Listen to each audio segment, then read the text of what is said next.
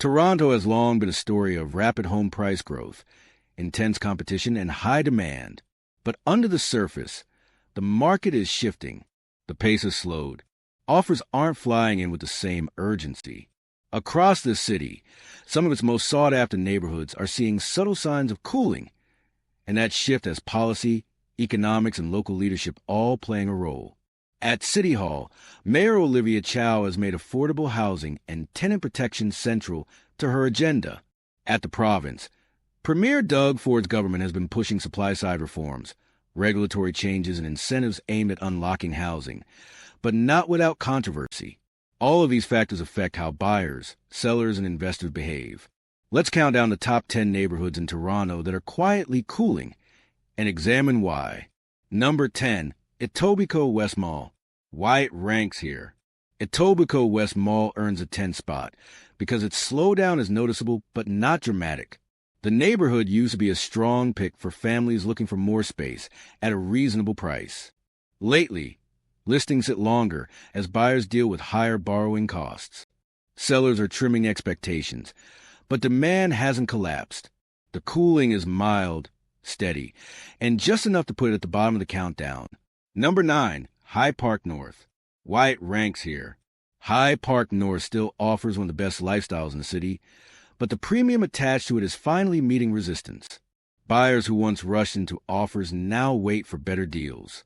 The neighborhood is cooling due to affordability fatigue rather than lack of interest. It's still strong, just no longer overheated, so it deserves the 9th position. Number 8. Don Mills. Why it ranks here. Don Mills makes 8th place because investor hesitation has become more visible here than in similar mid-price pockets. Rental markets feel uncertain, and buyers who once counted on resale appreciation are stepping back. The neighborhood isn't declining, but the investor slowdown is pulling demand lower than expected, giving it a stronger cooling signal than the two before it. Number 7. Bayview Village. Why it ranks here. Bayview Village has always been a target for move-up buyers. Now, those same buyers are delaying purchases due to higher living costs and uncertain economic conditions. This shift has created more noticeable price adjustments. The cooling isn't severe, but it's more pronounced than Don Mills, which is why it lands in 7th place. Number 6. Yonge and Eglinton. Why it ranks here. This area used to be one of the city's hottest condo hubs. Now, the surge in new buildings, plus rising investor caution, has created softer demand and more inventory than usual. Buyers have choices, and sellers have to compete. The combination of new supply and slower investor activity puts Yonge and Eglinton at number 6. Number 5. The Beaches. Why it ranks here. The Beaches ranks 5th because the cooling is tied to lifestyle migration. Families who once competed aggressively for homes here are now looking outside Toronto for better affordability. Sellers are seeing fewer showings and wider gaps between listing and final sale prices. The neighborhood remains desirable, but the softening is more significant than the areas ranked above it. Number 4. Liberty Village. Why it ranks here. Liberty Village takes the 4th spot due to its heavy condo concentration.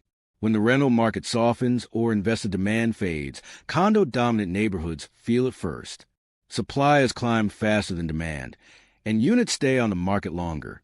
Investors who once snapped up listings now run the numbers more carefully, pushing this neighborhood higher in the countdown. Number 3. Leslieville. Why it ranks here. Leslieville earns a 3rd position because its shift is both emotional and economic.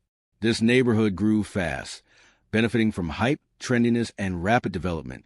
Now that buyers are more cautious, that hype has cooled.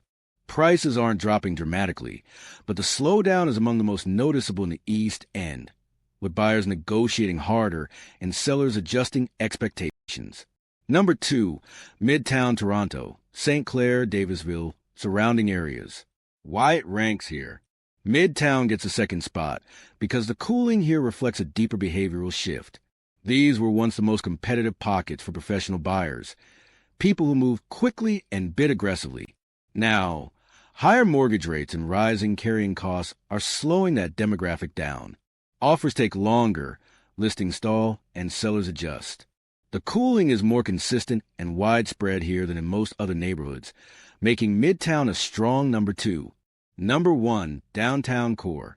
Why it ranks number 1. Downtown tops the list for one reason. It shows the most significant and broad-based cooling across the entire city. Condo supply continues to grow, rental returns are moderating, and work-from-home trends still influence demand. Investors, who once powered much of the downtown market, are now cautious. Units linger on the market, price cuts are common, and competition has thinned out. No other neighborhood shows a slowdown this deep or this consistent, making the downtown core the clear number 1.